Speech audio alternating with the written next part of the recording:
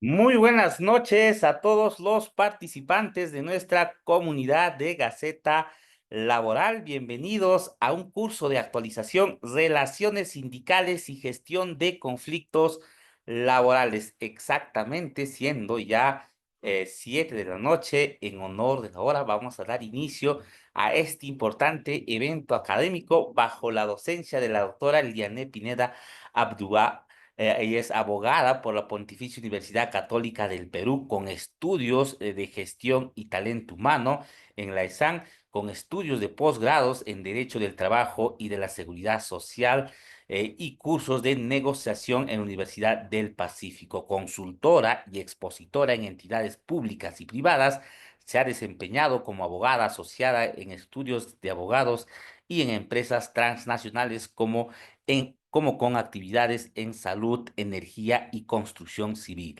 Es coautora del Compendio de Derecho Laboral Peruano de Ediciones Caballero Bustamante, así también del libro Regímenes Especiales en Materia Laboral de la Casa Editorial Gaceta Jurídica y del libro Sistema Laboral Peruano de la misma editorial. En el año 2016 se incorporó al Estudio Bellido como abogada asociada senior del área laboral y definitivamente docente de Gaceta Laboral. Doctora Liané, bienvenidos a nuestra sala virtual desde todas partes del Perú. Ya nos estamos conectando y le dejo la posta para dar inicio con esta sesión. Adelante.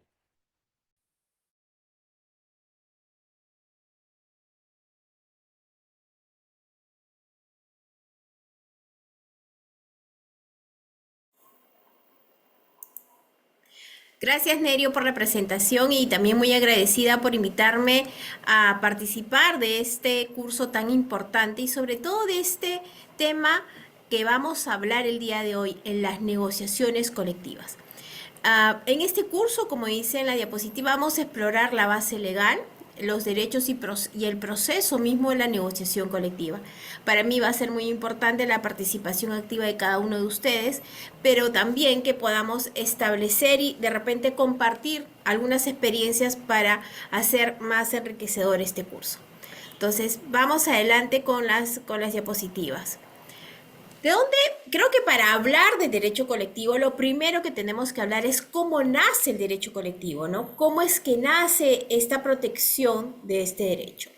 Bueno, evidentemente, lo primero que tenemos que hablar son los derechos de los derechos humanos. Los derechos humanos, como bien sabemos, son universales, son inalienables y obviamente lo que van a proteger son de abusos que pueden existir y que garantizan la dignidad del ser humano, ¿no? Yo siempre digo que cuando tenemos una relación laboral, el trabajador no pierde su calidad de ser humano, ¿no? Esta calidad de ser humano es la que garantiza, digamos, el respeto irrestricto de estos derechos como persona, ¿no? Es ahí también donde, por ejemplo, hacemos este respeto de la remuneración, por ejemplo, ¿no? Esta protección que tiene el trabajador frente a una rebaja inmotivada del empleador de la remuneración es muy importante, ¿no? Y lo que ha pasado es que a lo largo del tiempo, ¿no? También ha habido una interpretación jurídica de estos derechos humanos, ¿no? Y que ayudan un poco a una aplicación efectiva en el ámbito laboral. Eh, y por eso es que nace un poco el derecho laboral humano, ¿no? Un poco también hay que remontarnos a la época de la revolución industrial, ¿no? Cuando nace la revolución industrial, un poco nace este tema de las máquinas, se empieza a industrializar, vamos a decir, la producción, ¿no? Porque antes era una labor mucho más de campo, una labor, digamos, de repente mucho más manual, ¿no? Con la etapa de la revolución industrial empieza a cambiar un poco los derechos porque ya empiezan digamos, este uso de automatizado y demás, ¿no? Recordemos históricamente que pasa que en este abuso que había de los derechos laborales también había un abuso a los derechos de las mujeres, de los niños, porque no se respetaban las jornadas de trabajo, no se garantizaban el pago de remuneraciones y beneficios laborales. Y es ahí donde nace al existir este conflicto, es que nace esta garantía de los derechos humanos laborales, ¿no? Porque ante un conflicto nace este respeto, ¿no? La garantía. Justo yo desde el año pasado empecé a asesorar a un sindicato y contarles un poco la experiencia, ¿no? Porque este sindicato nace a raíz de que el empleador no les garantizaba un aumento salarial justo y equitativo por el transcurso de los años, ¿no? Y, digamos, venían con una remuneración como que fija, ¿no? No había un aumento de beneficios laborales. Y ciertamente lo que hace y se crea este sindicato por esta razón, ¿no? Entonces, cuando hablábamos con el empleador le decíamos, ¿tú sabes por qué nace el sindicato? Porque acá no hay una garantía de un aumento remunerativo. Entonces es ahí que ellos en garantía de este, vamos a decir, abuso del empleador, es que se crea este sindicato, ¿no? Entonces, esta garantía de los derechos humanos laborales van a garantizar estas condiciones dignas de trabajo, ¿no? Y obviamente también la garantía de la libertad sindical, ¿no? Porque la libertad sindical es algo inherente a la persona, ¿no? Al ser humano, ¿no? Esta garantía, el derecho laboral va a garantizar que estas personas y los trabajadores que pertenecen a un sindicato puedan ejercer libremente este derecho. En ese sentido, la libertad sindical es un derecho humano fundamental que permite a los trabajadores unirse, ¿no? Con el fin de negociar colectivamente, ¿no? Al crear el sindicato, de manera conjunta, estos trabajadores van a poder, digamos, garantizar el respeto de estos derechos laborales, ¿no? En el ejemplo que les contaba, en esta experiencia, este sindicato se creó obviamente para poder garantizar el aumento salarial equitativo, ¿no? Y es ahí donde nace este derecho. Como les decía, esta revolución industrial cambia los medios de producción del taller a la fábrica, ¿no? Las máquinas, los inventos, eh, digamos, vamos a decir que pasamos de una etapa manual, de trabajar una etapa manual en los campos, en el tema agrario, a un tema más de industrialización, ¿no? También viene el tema de la revolución burguesa, ¿no? Porque se pasa de un modelo liberal, individualista, a empezar a regular las relaciones personales, ¿no? Con los trabajadores. Empieza también este tema en Francia, se da el edicto de Turgot, que de alguna manera busca ejercer el derecho de la libertad, ¿no? Las ciencias y los oficios, porque es ahí donde estas personas, cuando ya en 1776 se reúnen con la finalidad de poder garantizar estos derechos que se estaban veniendo afectados, ¿no? También, de hecho, la primera represalia, y esto no es de ahora, sino desde mucho antes, cuando nace un sindicato, es que empiezan las prohibiciones de las agrupaciones profesionales, ¿no? Y empieza esta coalición entre ambas partes. Por ejemplo, en Inglaterra se creó en 1879 a 1800, reprimieron la sindicalización de los trabajadores y lo consideraron incluso un delito de conspiración. En Francia también se estableció que no se podían reunir, ¿no? Había una prohibición radical contra toda coalición, ¿no? Y también se volvió y lo tipificaron como un delito, ¿no? La idea siempre de que existe este tema del sindicato y que al reunirse los trabajadores querían un poco penalizar este hecho, ¿no? Estas consecuencias del trabajo en las fábricas, como les contaba al inicio, lo que pasó es que habían jornadas excesivas de trabajo, no había un límite, no había una garantía como hoy en día lo tenemos de las 8 horas de trabajo, 48 horas semanales. Habían pésimas condiciones de trabajo. Hoy en día es imposible pensar que no existe una garantía en seguridad y salud del trabajo, ¿no? Hoy en día en Perú incluso la ley de seguridad y salud en el trabajo es tan importante que yo siempre lo primero cuando se crea una empresa y cuando ya se tiene, digamos, una cantidad de trabajadores es garantizar la seguridad y salud del trabajador, ¿no? porque esto es importante para reunir las condiciones óptimas de trabajo. Hemos hablado en la primera diapositiva de la dignidad del trabajador. La dignidad del trabajador supone también una condición adecuada de trabajo, una condición de seguridad, salubridad, ¿no? El abuso del trabajo infantil y de las mujeres, evidentemente es algo que no es de ahora, sino de siempre, que si bien es cierto, han habido también, y por eso es que nacen con el tiempo organizaciones que protegen estos abusos, ¿no?, de derecho, ¿no?, tanto de la mujer como la del niño. La Organización Internacional del Trabajo también trabaja en la garantía del abuso de estos derechos. Los malos tratos, el autoritarismo, ¿no?, el sistema de canje de productos del empleador, esto anteriormente y también aquí en Perú pasaba que los trabajadores no ganaban dinero, ¿no? Era una especie de que trabajaban las tierras, trabajaban en las industrias y les daban, digamos, los productos que generaba la industria como un canje al trabajo realizado, ¿no? Y esto generaba hasta una especie de lo que se llamaba una esclavitud moderna, ¿no? Porque de alguna manera el trabajador se veía sometido a seguir trabajando para esa empresa porque no tenía el tema económico, ¿no? Y obviamente esto, digamos, provocaba una gran rotación de la mano de obra, ¿no? Entonces, al existir toda esta problemática y no haber un mecanismo para dar solución, es que nacen, pues, esto de la negociación colectiva, ¿no? Y bueno, los aspectos generales de la negociación colectiva, como les digo, o como estábamos estableciendo, va en el siguiente aspecto. Los derechos humanos hemos visto que son fundamentales, universales, y que corresponden a cada persona y a cada ser humano, ¿no? Acá no hay una distinción entre raza, sexo, religión, condición social, económica, ¿no? Incluso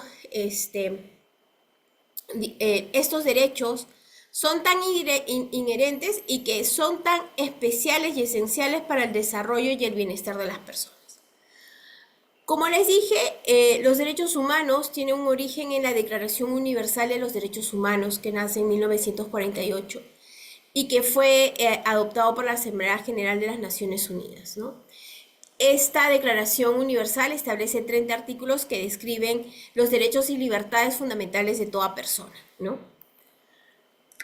En el contexto latinoamericano, la interpretación jurídica de estos derechos humanos se basa en la Constitución y las leyes nacionales de cada país, ¿no? Cada país tiene una constitución como la nuestra, una constitución política que garantía los derechos inherentes a cada ser humano, a cada peruano, en este caso, así como las leyes especiales que pueden existir y que pueden regular de repente la actividad laboral.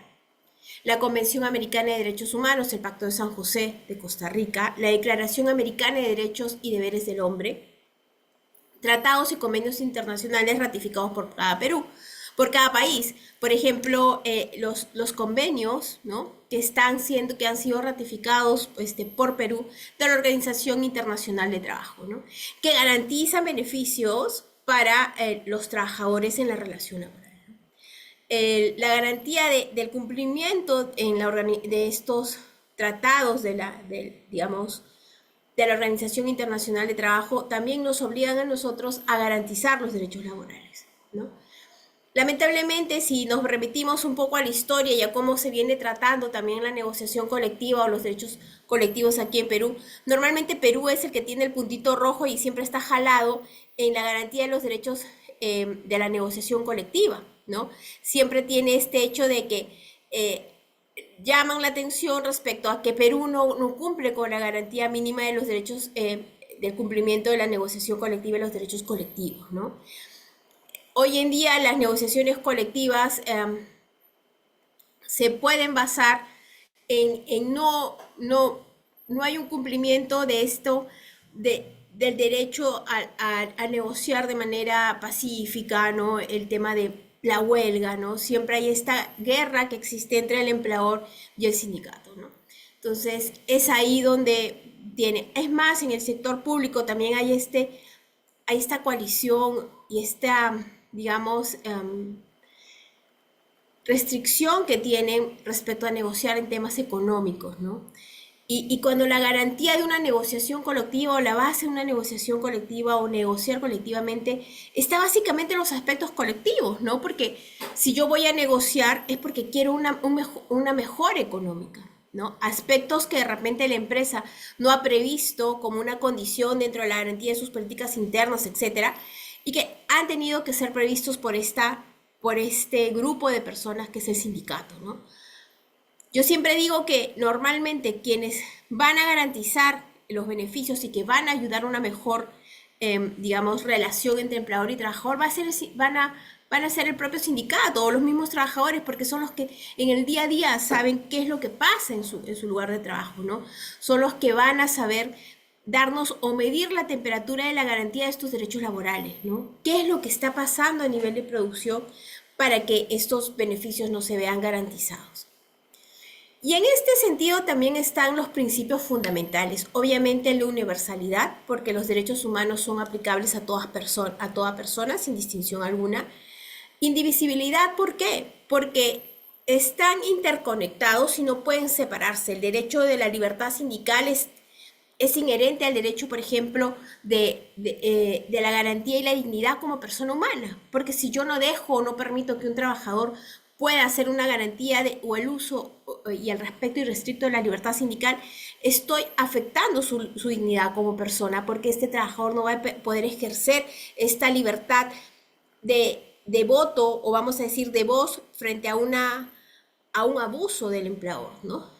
Interdependencia, porque el ejercicio del derecho humano puede depender del ejercicio de otros derechos, sí es verdad. Por ejemplo, en el derecho laboral se establece la garantía de esto de la dignidad, de la protección del ser humano, pero también existen derechos o que se han ganado con lo largo del tiempo y que se establecen por una norma especial o normativas especiales del tema laboral. Por ejemplo, aquí en Perú el pago de las gratificaciones, ¿no? Por ejemplo, las gratificaciones de fiesta patria, Navidad, va un poco complementario a este derecho a una remuneración justa que está establecido en la Constitución Política del Perú. Entonces, es un beneficio que se da por el pasar del tiempo y que tiene la garantía y va complementario porque el trabajador tiene esa garantía de este tema económico, ¿no? Y progresividad, evidentemente, porque los derechos no pueden ser pasivos en el tiempo, sino van a ir cambiando de manera progresiva, ¿no? No es un derecho, digamos, que va a tener que ir modificándose con la misma, como va pasando, ¿no? Y va cambiando un poco el proceso, ¿no? No puede ser un derecho, digamos, que se mantenga sin este cambio que pueda existir, ¿no? Porque hoy en día, por ejemplo, no podríamos tener la ley del teletrabajo, por ejemplo, si fuera un derecho que se mantenga, digamos, siempre no tendría esta garantía, porque obviamente ya la comunicación, incluso la forma de trabajo que hoy en día todos conocemos, también permite este teletrabajo, que las personas no necesariamente tengan que estar sentados en una oficina, en un centro de trabajo, sino que también puedan trabajar desde sus hogares o desde cualquier parte del mundo, ¿no? Y brindar este servicio, ¿no? Y claro, obviamente bajo la protección, porque aquí viene y todos conocemos y recordaremos la pandemia, ¿no? Esto que no había, que también se empezó a regular, porque todos andamos tan metidos en nuestra casa, quizá con ese tema de esta incertidumbre que se vivía y que ya no había un respeto, por ejemplo, en los horarios de trabajo. Y es por eso que también las normas del trabajo remoto en aquel entonces, que así se dominó a esta forma de trabajo, ¿no? Se tuvo que regular el cumplimiento de la jornada de trabajo, este respeto a la jornada de las 8 horas de trabajo, ¿no? Y la garantía también de la salud y la seguridad del trabajador, porque el trabajador estaba conectado pues prácticamente las 24 horas del día, ¿no? Y, y esto también alteraba su salud mental, porque no había cuándo poder desconectar entre la vida, digamos, personal y la vida laboral, ¿no? De hecho, yo siempre decía que todavía nos habíamos quedado en modo COVID porque todos querían esa atención inmediata, ¿no? Hoy en día creo que ya vamos un poco dejando esa época y ya vamos un poco respetando más incluso los derechos incluso también este tema de de poder separar incluso las horas de trabajo, ¿no? El tema de cada trabajador puede tener también una vez que finaliza su jornada con el tema de ya desconexión, ¿no? Esta desconexión digital, ¿no? Entonces, esto es este principio de la progresividad ayuda a eso, ¿no? Porque el derecho no se va a quedar, va a ir cambiando a lo largo del tiempo. Y esa protección también que garantiza, por ejemplo, que a nivel del sindicato para garantizarles beneficios a estos trabajadores, ¿no? Se vio la problemática porque, por ejemplo, los trabajadores gastaban la luz, el teléfono, el internet y demás, ¿no? Por eso es que incluso la norma del teletrabajo regula incluso la entrega de este beneficio. Entonces, eso es lo que va a pasar. Hoy en día también un tema que ya va en mucho debate y quizá lo podemos hablar más adelante es el tema de la inteligencia artificial, ¿no? ¿Cómo es que va a empezar a cambiar los puestos de trabajo? Entonces, esa garantía de ese derecho es un poco lo que nos obliga también a que este derecho pueda ir cambiando a lo largo del tiempo. Luego, las categorías de los derechos humanos, ¿no? Obviamente están los derechos civiles y políticos, ¿no? La libertad de expresión, la reunión, la asociación, derechos económicos, sociales y culturales como educación, salud y trabajo, derechos colectivos que son los de los pueblos indígenas, derechos ambientales, que digamos también garantizan esta parte de los derechos humanos, ¿no? ¿Cuáles son los desafíos y retos aquí en Latinoamérica? Bueno, la impunidad, ¿no? Que no haya una represión o una sanción efectiva a quienes afectan estos derechos, ¿no? Obviamente la corrupción, ¿no? La desigualdad, la pobreza, la violencia, la delincuencia y el acceso a la justicia y protección de los derechos humanos, ¿no? Hoy en día, si bien es cierto en el tema laboral hemos mejorado quizá, porque los procesos laborales ya no duran pues la vida eterna, ¿no? Pero obviamente también nuestro poder judicial y la sobrecarga que tiene hace que a veces el acceso a esa justicia sea una justicia pues a veces no inmediata, ¿no? Porque cuando inicia de repente la ley procesal de trabajo, esta nueva ley procesal de trabajo, donde yo me acuerdo cuando empezaba a litigar bajo esta nueva ley procesal de trabajo, en menos de un año ya tenía sentencias de primera y segunda instancia, ¿no? Que esto te daba como que la esperanza de poder garantizar el derecho inmediato de los trabajadores, ¿no? Ese derecho laboral que es inmediato, porque yo siempre digo esto, ¿no? O sea, un trabajador que demanda ya sea por una condición de trabajo, una afectación del despido, el pago de algún beneficio, una indemnización, tiene que ser inmediata, porque lo que le estoy afectando es un derecho fundamental. Y claro, el hecho de tener procesos judiciales que duran 3, 4, 5, 6, hasta 8 años, ¿dónde está ese tema de la prontitud y ese tema de la garantía inmediata de este derecho fundamental? ¿No? Entonces, la sobrecarga laboral, lamentablemente, de los juzgados ha hecho de que ya esto no sea tan inmediato, ¿no? Hoy en día estamos hablando, por ejemplo, no sé, inicia una demanda en enero, por ejemplo, de este año y te pueden fijar una audiencia de conciliación o de repente para mitad de este año y si no es finales del año, ¿no? Y así vamos cambiando a la audiencia de juzgamiento un año más, etcétera, y ya así sin digamos, sin el menor tema ya tienes hasta 2 años de proceso y mientras te vas a la segunda instancia ya tienes hasta 4 o 5 años y ya no es la garantía inmediata y efectiva, ¿no? Entonces son quizá los desafíos y retos que tenemos hoy en día aquí en Latinoamérica.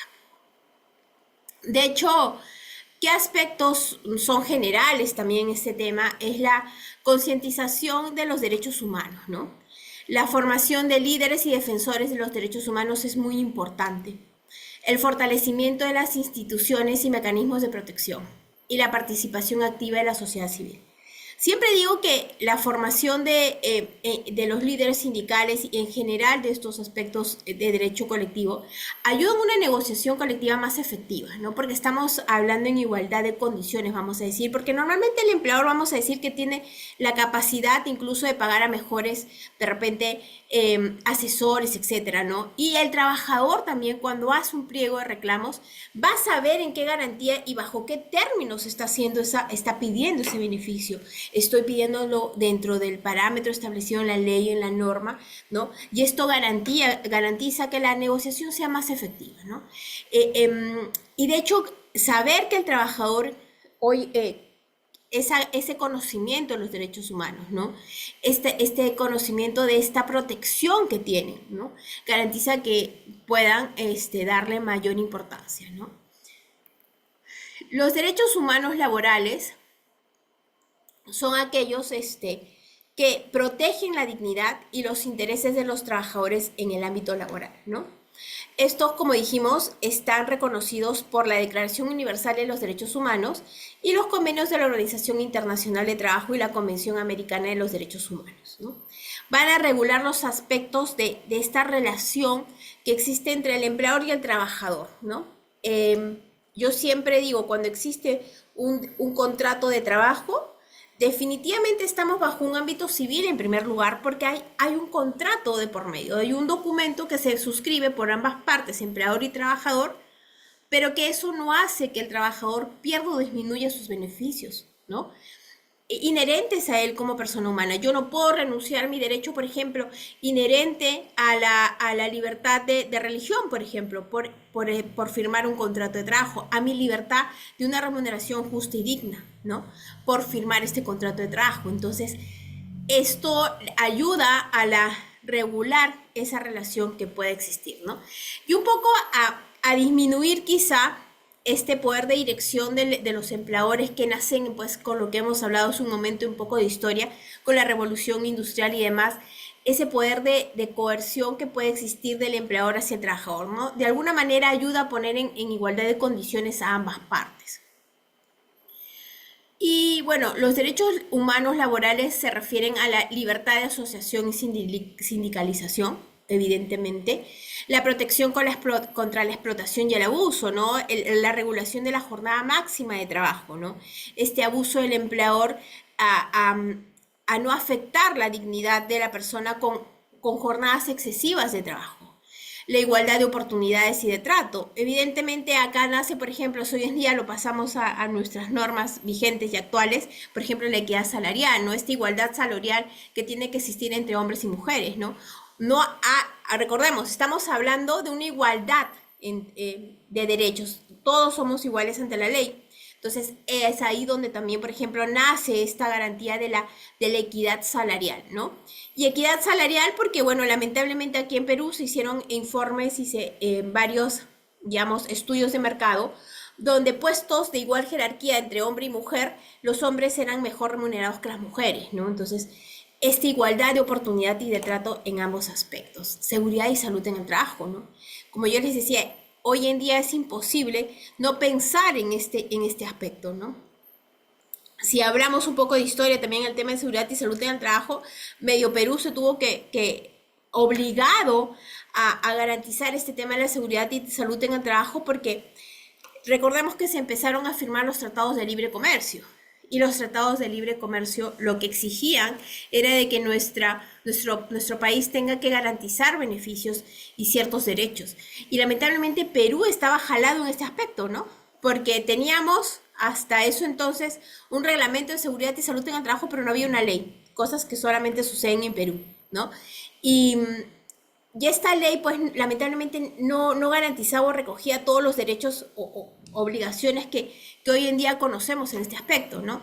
Y es por eso que el país que se puso y nos la puso difícil para poder sacar esta norma fue, por ejemplo, el Tratado de Comercio con Canadá. Entonces, ahí en ese aspecto se genera esta obligación de generar esta garantía del derecho a la seguridad y salud en el trabajo, ¿no? Por eso hoy ya tenemos todo esto cubierto, ¿no?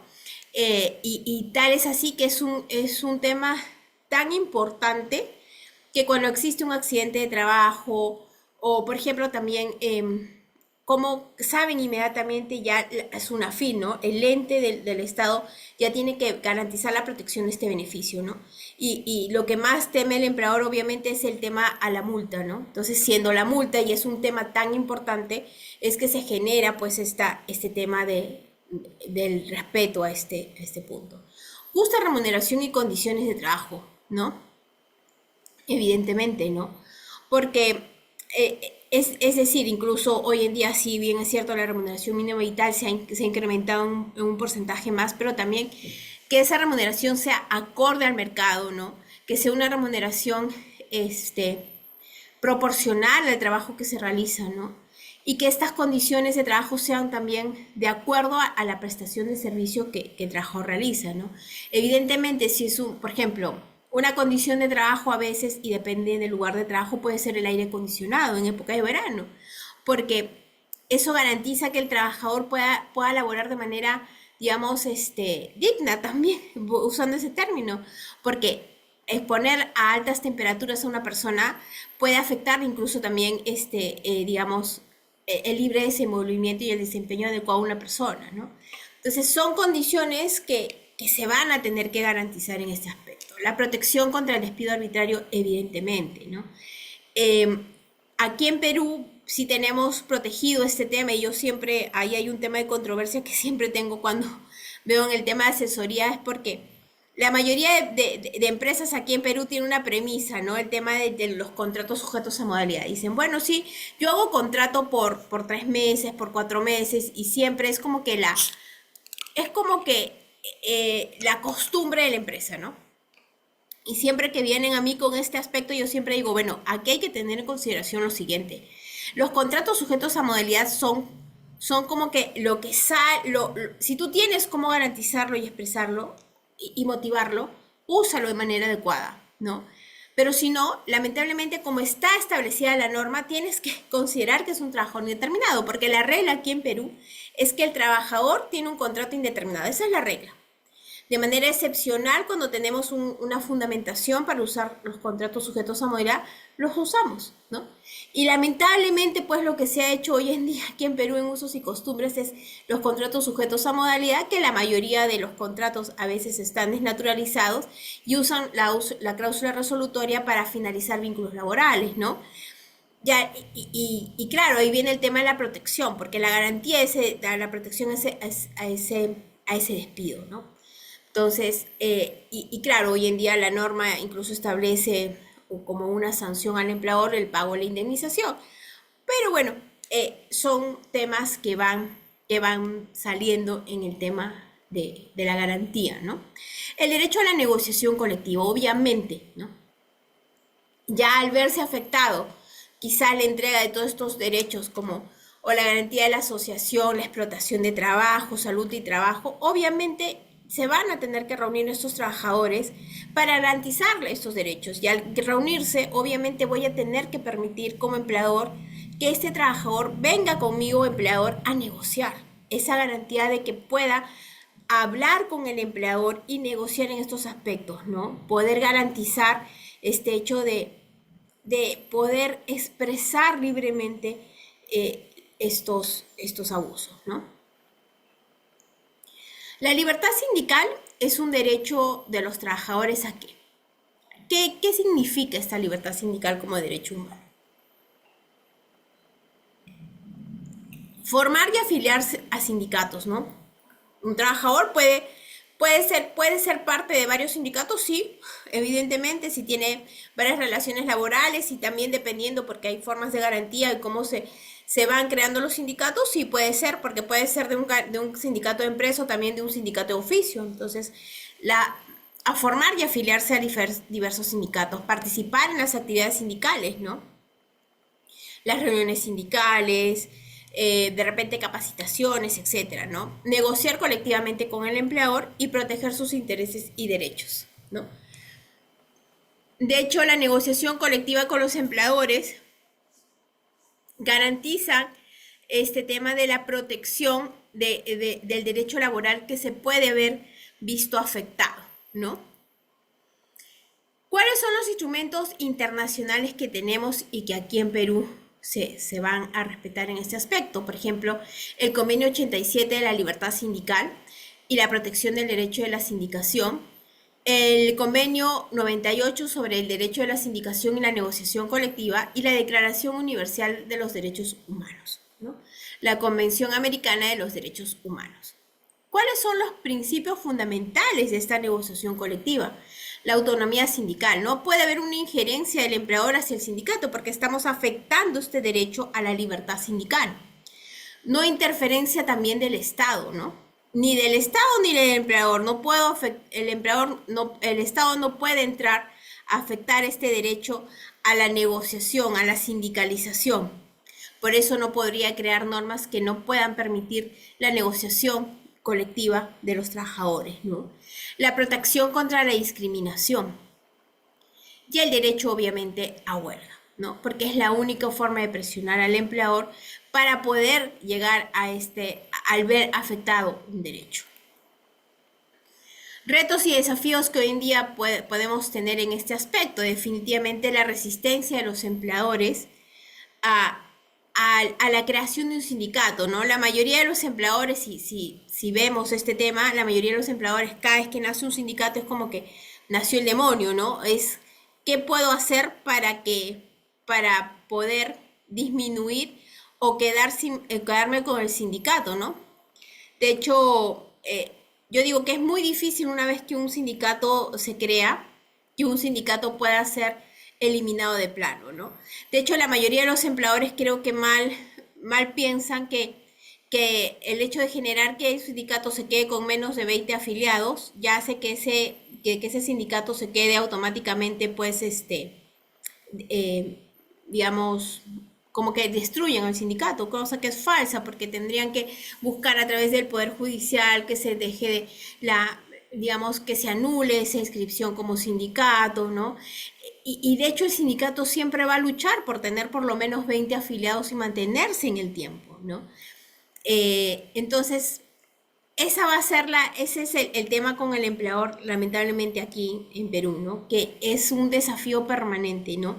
Y va a permitir, lamentablemente, de lo que yo he visto, de incluso cuando he tenido que asesorar a sindicatos, que muchas empresas empiezan a realizar actos de hostilidad frente a los trabajadores sindicalizados. Y cuando se acude incluso a SUNAFIR, el Ministerio de Trabajo, hay algunos vacíos en la norma que hacen de que de repente esta garantía del derecho al trabajador sindicalizado no se vea resarcida, ¿no? Por ejemplo, pactos de mutuo disenso, ¿no? Para finalizar los vínculos laborales con aquellos sindicalizados, ¿no? Claro, ahí vas y tú le dices, oiga, pero están a todos los sindicalizados despidiéndolos, hay convenios de mutuo disenso, y dicen, sí, pero el trabajador firma, ¿dónde está? ¿No? Ese es el detalle, ¿no? Ya esto, bueno, viene el cuestionamiento ante el Poder Judicial, pero es todo un paso que tendría que seguir el sindicato para poder llegar a esto, ¿no? Y ya hace más difícil el camino hacia el sindicato para la garantía de este beneficio, ¿no? Eh, También la debilidad de las instituciones laborales, ¿no? Porque lamentablemente aquí en Perú, en nuestro país, tenemos el tema de la informalidad laboral, ¿no? Hay muchas personas que pueden tener una relación de trabajo, pero están disfrazadas bajo los famosos contratos de locación de servicio, ¿no? Y donde no están en planilla, ¿no? El tema también del empleador de buscar el menos costo posible, ¿no? Bueno, ahí está, no quiero pagar gratificación, CTS y demás, y ahí nace la informalidad, ¿no? El sobrecosto, ¿no? Siempre un empleador lo que va a buscar es cuánto le cuesta el trabajador, ¿no? Y al ver el costo del trabajador dicen, bueno, no, entonces prefieren sacarle la vuelta a la ley por el contrato de locación, que finalmente es un tema que no podemos darle, digamos, la espalda a esa problemática, porque ciertamente aquí en Perú la informalidad laboral es algo que persiste en el tiempo, ¿no? Persiste en el sentido de que lamentablemente los trabajadores al necesitar este ingreso inmediato que es la remuneración, aceptan este tipo de condiciones, ¿no? Por ejemplo, casos que para mí es como que comentan mucho, ¿no? Dicen, pero es la trabajadora que hace la limpieza de la empresa. ¿Y por qué la tendría que tener bajo un contrato de trabajo? Y claro, y ahí viene el detalle. ¿Y por qué no bajo un contrato, por ejemplo, de tiempo parcial? ¿No? Porque y la mayoría de empleadores solo creo que se fijan en el tema de el costo que puede tener, pero también la misma norma te permite también ciertas aristas, ¿no? Por ejemplo, el trabajador a tiempo parcial no tiene derecho a la CTS, ¿no? Tiene reducido el tema de las vacaciones a 7 días, bueno, gratificación sí o sí se le paga, no hay una protección frente al despido arbitrario, entonces hay situaciones que no amparan y como ya están acostumbrados a la informalidad, dicen, pero no, no le pongo el contrato de trabajo al personal de limpieza porque no amerita, ¿no? Entonces, cuando sí, ¿no? Porque hay un tema de subordinación, digamos, de realización efectiva de este trabajo bajo la garantía de los derechos no laborales. Y obviamente Sunafil ya tiene su criterio más o menos ya está zanjado en ese tema. El personal de limpieza debería estar en un contrato de trabajo y ahí está. Y normalmente ellos también te van a sugerir hacer un contrato a tiempo parcial, ¿no? Entonces, son esta debilidad de las instituciones laborales aquí en Perú generadas por la informalidad que pueden crear este desafío, ¿no? La corrupción y falta de transparencia, sí, pues lamentablemente es algo que aquí no vamos a poder de repente escapar, ¿no? La globalización y precarización del trabajo, evidentemente, ¿no? Hoy en día creo que todos están asustados con el tema de la inteligencia artificial y dicen que le tienen como que hasta pavor a introducir la inteligencia artificial a los centros de trabajo y a la garantía y demás porque dicen me voy a quedar sin trabajo, ¿no? Yo creo que de la experiencia que he tenido de la inteligencia artificial y en ese tema de trabajo y la globalización, yo creo que no es que le va a quitar el trabajo al empleador, creo que al trabajador muy por el contrario, eh, estas máquinas necesitan de un poco de la información que el trabajador le pueda dar para que pueda hacer de manera efectiva el trabajo, ¿no? Sí, lo que busca, y creo yo que un aspecto importante en el tema de la inteligencia artificial es que te puede ayudar a disminuir tiempos, ¿no? Y hacer que el trabajador sea un poco más productivo. Y bueno, ese para mí no es tanto el desafío que te va a sacar sin puestos de trabajo, ¿no? Lo que va a hacer, sí va a buscar un poco es más que la producción del trabajador, ¿no? De repente hacer que las personas sean un poco más competitivas en ese aspecto, ¿no? Y empezar a buscar, ¿no? A mí en lo personal, por ejemplo, me corta tiempos, ¿no? Me acorta tiempos y que puedo generar y puedo también, creo yo, que puede buscar, y eso es lo que siempre se busca, es el tema de mayor creatividad, incluso el trabajador. Puedo buscar, por ejemplo, en mi caso, buscar el tema de la garantía de cómo buscar de repente nuevos clientes, dónde puedo ir, a qué reunión que hacer, porque ya recortan los tiempos, ¿no? Entonces, creo, el tema de la globalización son retos, pero que obviamente va a haber cierta resiliencia todavía a ese aspecto, ¿no? Precarización en el centro de trabajo, sí, pues porque lamentablemente la informalidad lo que lleva es que los puestos de trabajo y las condiciones de trabajo también sean precarizadas, ¿no? Porque no les garantizan de repente un adecuado lugar de trabajo, ¿no? Tenemos de repente no una buena silla donde el trabajador se pueda sentar para realizar la prestación, ¿no? De trabajo, ¿no? Entonces, es ahí donde se vienen los retos, ¿no? Porque la garantía de estos derechos, pues, van a estar afectados. Es así. Y bueno, a manera de conclusión, lo que podemos establecer hasta esta parte de la exposición es que la libertad sindical es un derecho humano fundamental que protege la dignidad y los intereses de los trabajadores. Es importante que se tenga que reconocer y respetar este derecho para promover la justicia social y la democracia participativa en el ámbito laboral. Claro, porque lo que de alguna manera busca de repente la negociación colectiva o este derecho a la libertad sindical es esta equidad que pueda existir, ¿no? Tanta fuerza tiene el sindicato porque tiene esta protección del foro sindical y demás a quienes son los dirigentes sindicales que buscan proteger este poder que puede existir del empleador hacia el trabajador, esta sujeción, donde es una sujeción que de alguna manera lo que va a permitir es el respeto y la garantía de los derechos laborales, ¿no? Ese es por ese lado, no sé si hasta ahí tienen alguna consulta.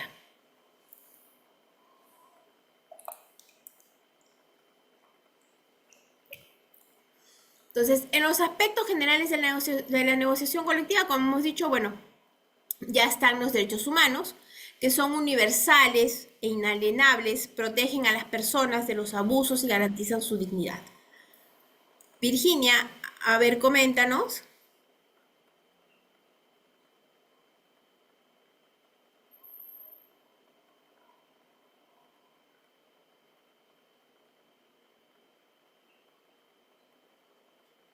Bueno, seguiremos mientras Virginia hace su consulta.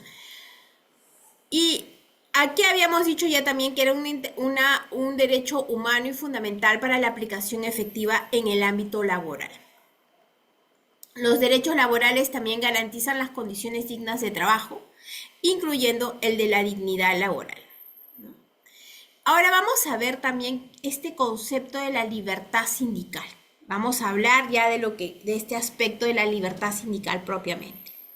La libertad sindical, como dice la diapositiva, es un derecho de los trabajadores a unirse en sindicatos, negociar colectivamente y participar de la huelga. Por eso se dice de que si yo afecto el derecho a la huelga, entonces estoy afectando el derecho a la libertad sindical, porque estos tres derechos de reunirse, negociar y la huelga son derechos que vienen como un engranaje, ¿no? Tienen que sí o sí participar, digamos, manejan como consecuencia del otro, ¿no? Si yo afecto uno, ya estoy afectando la libertad sindical del mismo, ¿no? Incluye y son esenciales para la protección de los trabajadores, ¿no? Pueden tener dimensiones positivas y negativas, porque la dimensión positiva es el derecho a formar un sindicato y la negativa el derecho a no formarlo, ¿no? Y también este aspecto que puede haber en el derecho a obligar al trabajador a no sindicalizarse. O también puede ser un aspecto negativo también del sindicato ese trabajador, un derecho que puede afectar al mismo trabajador por el derecho a la negociación, ¿no? El hecho de afectar incluso su libertad personal, ¿no? Al estar sindicalizado. Las nociones generales de esta libertad general, ¿no? El derecho a fundar sindicatos y afiliarse a cada uno es un derecho individual, ¿no? Es un derecho a formar también confederaciones, federaciones y organizaciones sindicales que pueden ser nacionales e internacionales, ¿no? Pueden ser sindicatos de empresas, sindicatos también de gremios, de oficio, etcétera, ¿no? En, en la vertiente positiva, como dice acá, tienen derecho a sindicalizarse libremente, ¿no? La ley puede limitar también y exceptuar el ejercicio de este derecho, por ejemplo, y aquí en Perú hay una limitación, por ejemplo, el derecho a la negociación colectiva, por ejemplo, a las Fuerzas Armadas, o de repente también a los demás, a las personas que tienen que ver con las disciplinas militares, ¿no? También el derecho del personal de confianza, ¿no? El personal de confianza no puede sindicalizarse, ¿no? Lo dice la norma, ¿no? En la vertiente negativa es que nadie puede ser obligado a afiliarse a un sindicato, ¿no? La libertad sindical implica la libertad para el ejercicio de la acción sindical, ¿no? Como comprendiendo en ella todos los medios lícitos entre los tratados internacionales, ¿no? Y como por ejemplo aquí en Perú el 87 y el 98, y las resoluciones interpretativas del Comité de la Libertad Sindical, ¿no? Puestos que van a favor y al beneficio y la promoción del derecho de la libertad sindical, ¿no? También, como dice la diapositiva, la libertad sindical comprende todos aquellos medios de acción que contribuyen a que el sindicato pueda desenvolverse de manera activa, ¿no? En esta actividad, ¿no? Y que están, porque no puedo limitar este derecho a que el sindicato pueda actuar de manera efectiva y activa, ¿no? Dentro de la relación de trabajo. La libertad sindical, entonces, se establece o se define como aquel derecho que tiene todo trabajador a constituir las organizaciones sindicales que estime convenientes, también como afiliarse a las organizaciones sindicales, con la sola condición de que observa los estatutos del propio sindicato, ¿no? Entonces, es la libertad de asociarse libremente, ¿no? Para poder ejercer estos derechos, ¿no? Frente al empleador. Esta garantía que tiene el derecho del trabajador para la tutela de estos derechos que puede ver afectados, ¿no? Sirve para equilibrar, como dije en un inicio, la relación y la desigualdad que por la misma naturaleza se tiene de esta relación laboral entre el empleador y el trabajador, ¿no? Equilibre un poco, digamos, este poder de dirección o este poder que puede tener del empleador frente al trabajador, ¿no? Porque de hecho cuando iniciamos una relación laboral de alguna manera nos sometemos al poder del empleador, ¿no? Estamos bajo un poder del empleador que tenemos que respetar, ¿no? Porque está este ejercicio del poder de dirección establecido, por ejemplo, en el artículo 9 del Decreto Supremo 0397-TR, es este poder de dirección que tiene. Regula la relación y la prestación de trabajo que yo voy a realizar como trabajador y me tengo que sujetar a sus directivas, ¿no? A sus directrices, ¿no? Cómo realizar ese trabajo, ¿no? Y claro, esta directiva y estas directrices no pueden ser abusivas. Y es ahí donde aparece este equilibrio de este derecho, ¿no? De este derecho del empleador que tiene sobre el trabajador, ¿no? Y tiene una especial relevancia porque no es solamente un derecho constitucional, está reconocido, si bien es cierto, en la Constitución Política de nuestro país, sino también porque es un derecho fundamental, ¿no? Y aquí, por ejemplo, anunciando a este jurista importante, Hermida Uriarte, la libertad sindical no es posible sin el ejercicio de otros derechos humanos y viceversa. Claro, porque la libertad sindical hemos dicho que está el ejercicio de constituirse, el ejercicio de negociar y el ejercicio de la huelga. Para esto lo que yo necesito evidentemente es esta libertad, este ejercicio como dignidad de ser humano para poder seguir adelante con él, ¿no? En la Ley de Relaciones Colectivas, en el artículo 2, se establece lo siguiente, ¿no? Dice, el Estado reconoce a los trabajadores el derecho a la sindicación sin autorización previa para el estudio, desarrollo, protección y defensa de sus derechos e intereses y el mejoramiento social, económico y moral de sus miembros. Claro, o sea, es totalmente, creo, irrazonable, irracional, de que para que se constituya un sindicato tengan que pedirle permiso al empleador, ¿no? Oye, empleador, por si acaso me voy a constituir como un sindicato, ¿no? Automáticamente, si eso fuera así, lo que van a tener es una fuerza represalia del empleador para que no se genere este sindicato, ¿no? Entonces, es ahí donde la garantía de este derecho sin una autorización, simplemente el hecho de estos 20 trabajadores que deciden reunirse para llevar a cabo o generar este sindicato y que van a poder, cumpliendo los estatutos, las reglas, van a crear sus propias reglas de conducta, digamos, van a regular su relación y que van a crear este sindicato, ¿no? Para la defensa de los derechos. Otro tema también importante, la afiliación es libre y voluntaria, no puede condicionarse al empleo de un trabajador a la afiliación o no afiliación o desafiliación, ¿no? Obligársele a formar parte de un sindicato o impedírselo hacerlo, ¿no? Yo no puedo decirle a un trabajador, bueno, firmas tu contrato de trabajo, pero también me firmas acá esta cláusula donde te obligas a no sindicalizarte, ¿no? Porque estaría afectando su esfera personal como trabajador, ¿no? Y lo mismo, ¿no? El mismo sindicato, obligar al trabajador a que se afilie a su sindicato, ¿no? Este tema que puede existir el sindicato a obligarse, ¿no? ¿Quieres tener esto? Vamos aquí, te obliga, ¿no? De alguna u otra manera a ser parte de, ¿no? Entonces, el libre ejercicio de este derecho tiene que ser un derecho que nace desde de la propia esfera personal del trabajador, ¿no? Luego, otro tema importante es la de la convención colectiva, ¿no? Ya este producto que nace de la negociación ya es la convención colectiva, ¿no?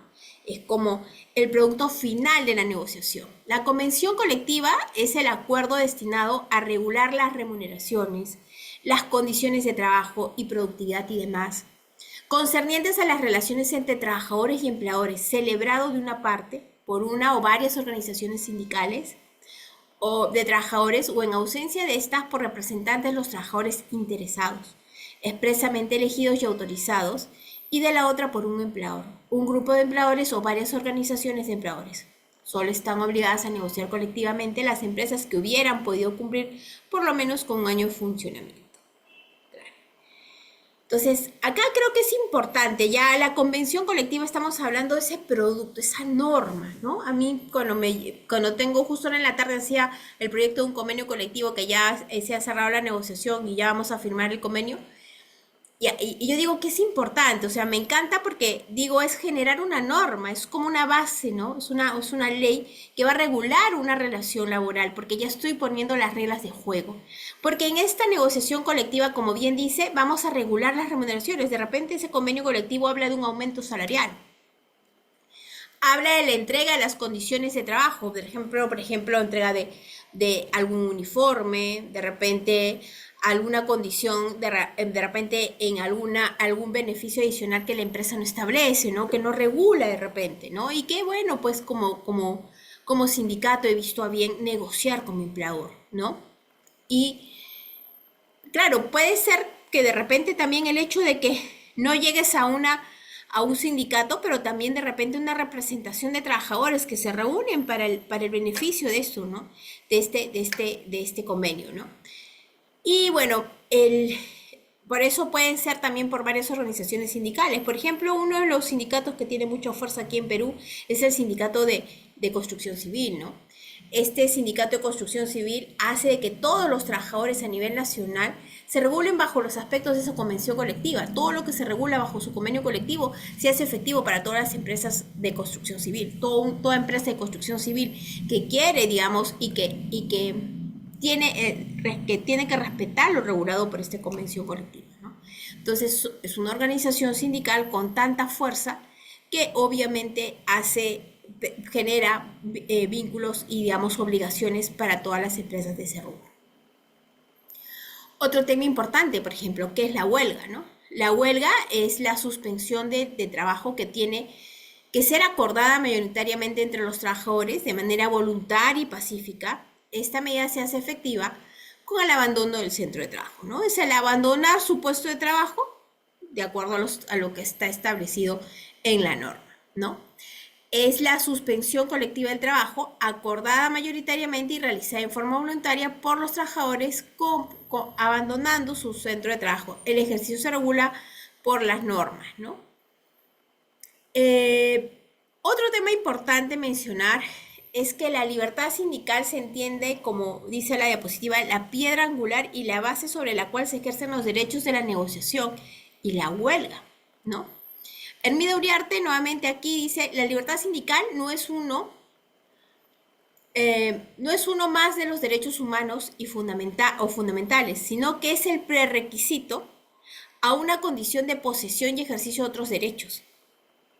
Usando una expresión a moda, podría decirse que es un derecho para tener otros derechos, un derecho generador y crear otros derechos. Evidentemente, porque la libertad sindical hace el ejercicio de qué? A la reunión, el derecho a reunirse, asociarse, es un derecho fundamental como persona. El derecho a poder negociar, ¿no? El derecho de la garantía de estas condiciones de trabajo, las garantías de estos derechos laborales. Entonces, para ejercerlo, ¿no? Es un derecho que tiene para generar otros derechos, ¿no? Entonces, vamos a decir, ¿por qué dice que es la piedra angular? Porque es la base, ¿no? Para poder generar digamos, hacer que estos derechos laborales o estos derechos, digamos, inherentes como persona humana se puedan hacer efectivos.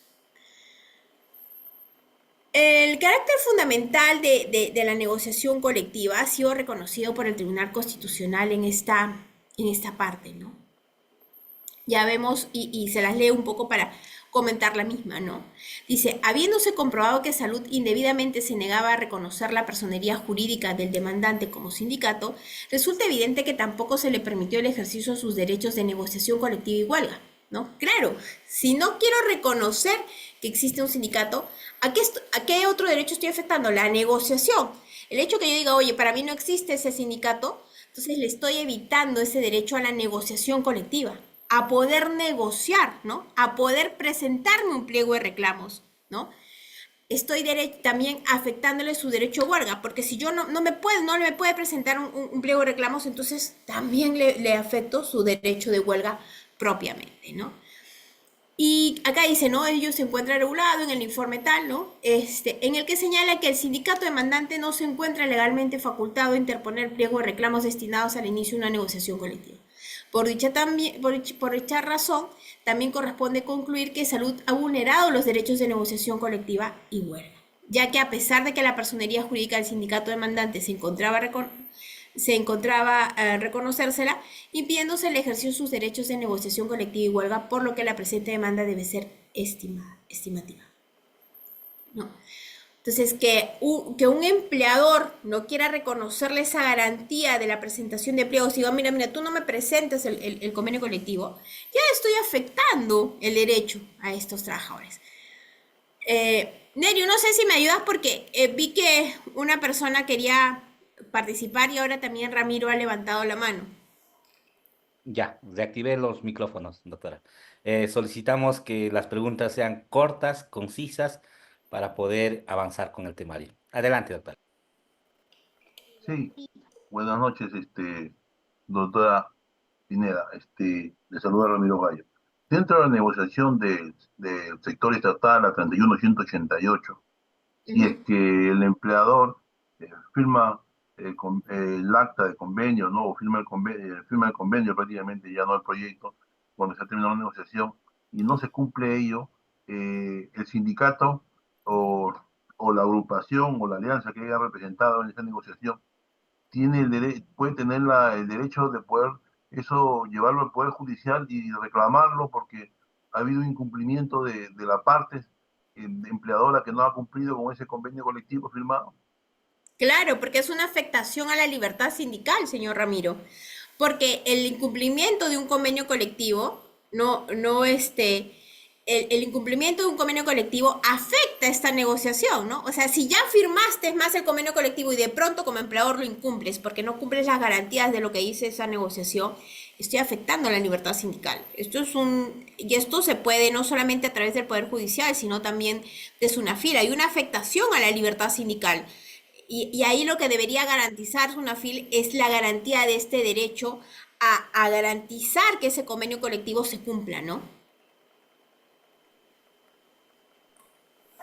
Sí, Creo sí, que disculpe, Virginia se... pero Buenas como se supone noches. con el sector estatal, yo como sector estatal puedo irme a quejar a Igual. SUNAFIL y SUNAFIL Bueno, ahí tendrías que, no, SUNAFIL no, pero tendrías quizá ir a servir para la garantía, porque ahí también hay forma de garantizarlo, ¿no?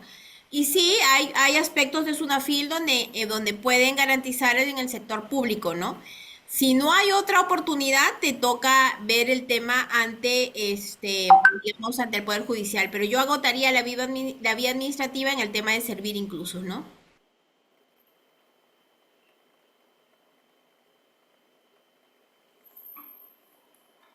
Virginia. Ya, doctora, gracias por darme pase. Sí, mi consulta era puntual. Mire, en una institución pública con régimen laboral 728, y habiendo varios sindicatos, ¿se puede pertenecer a varios sindicatos? Le consulto esto porque Servir sacó una opinión que no. ¿Hay algo que avale que sí se pueda sindicalizarse a más de un sindicato? Sí, claro, lo que acabamos de revisar, Virginia. El desarrollo, mira, está en el mismo artículo 2 del Decreto Supremo 010-2013 TR, ¿no? Que está el desarrollo, reconoce al trabajador el derecho a la sindicación sin autorización previa y a los sindicatos que tú quieras, o sea, la libertad sindical, que eso también está en el artículo 3, es la afiliación a cualquier sindicato, cuantos sindicatos el trabajador quiera afiliarse, ¿no? Perdón, repite el decreto porque hay una llamada que no deja escuchar bien. 010-2013 TR. Está en la diapositiva. Gracias. Ok. Ok. A Pamela para que pase a realizar su pregunta para... Sí, doctora, y muchas gracias por el pase. Mi consulta es la siguiente. ¿Qué medidas o qué acciones legales tomar en caso de que la administración pública, la entidad administrativa de trabajo o la autoridad administrativa de trabajo se niega o emite vistos que, no sé, prohíban o no den acceso a la inscripción oportuna de una organización sindical? ¿Cuál sería la medida a tomar, doctora? Pamela, ya hay que revisar, porque hoy en día como está la ley de relaciones colectivas, incluso habla de un silencio administrativo positivo en el tema de la creación del sindicato. Habría que ver el caso en concreto, porque la nueva ley, o sea, han habido cambios especiales y esenciales justo a ese tema de la falta de actividad que tenía la autoridad administrativa de trabajo en cuanto a la creación del sindicato. Entonces, ya debe haber pasado el tiempo, ¿no? Ahí tendrías que revisar tu caso en concreto, ¿no?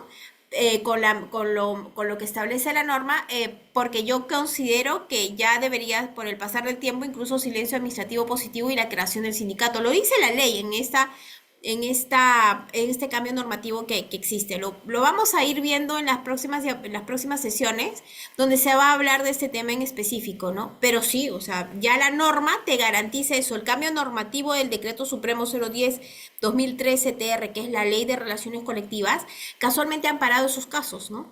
Que la autoridad de trabajo tiene un plazo para establecer, y si no cumple con el plazo, automáticamente se da por autorizada la negociación, la creación de este sindicato, ¿no? Buenas noches, doctora. Sí, dígame. Le saluda Rafael Gómez, dirigente del sindicato mayoritario Sintra Reniet, de Ujú. Reniet. ¿Cómo está? ¿Qué tal? Sí, hace un momento un compañero consultó sobre si se podía tomar alguna acción en caso de incumplimiento de un convenio colectivo. Sí. Bueno, y es verdad, sí se puede hacer una queja ante el SUNAFIL. Nosotros hemos logrado el año pasado, mediante convenio colectivo, el pago de un bono de cierre de pliego en el cual el RENIET ha incumplido porque debió de cumplirse en el primer trimestre, o sea, en 31 de marzo, a más tardar. Ujú. Incluso Correcto. incluso el MEF ha impugnado ante el Poder Judicial el laudo arbitral cuando sabemos que eso es un imposible, ¿sí? Porque para poder impugnar un laudo arbitral, primero tiene que cumplir la entidad. Ujú. Y si no, bueno, lo bueno es que el Poder Judicial lo ha desestimado, lo que ha impugnado el MEF, ¿sí? Sí, claro. Eh, Nosotros, como le comenté hace un momento, hemos hecho una queja ante el SUNAFIL por el incumplimiento del bono, y después de eso ya si la parte administrativa, si el SUNAFIL ya no, si René ya no hace caso omiso, ya se puede ir también al tema del Poder Judicial. Sí. Eh, que demora, sí es verdad, pero sí, sí, o sea, sí se puede también ir al Poder Judicial en el caso de los convenios colectivos. Y una pregunta, estimada doctora, si me permite, por favor. Dígame. Dígame, lo escucho.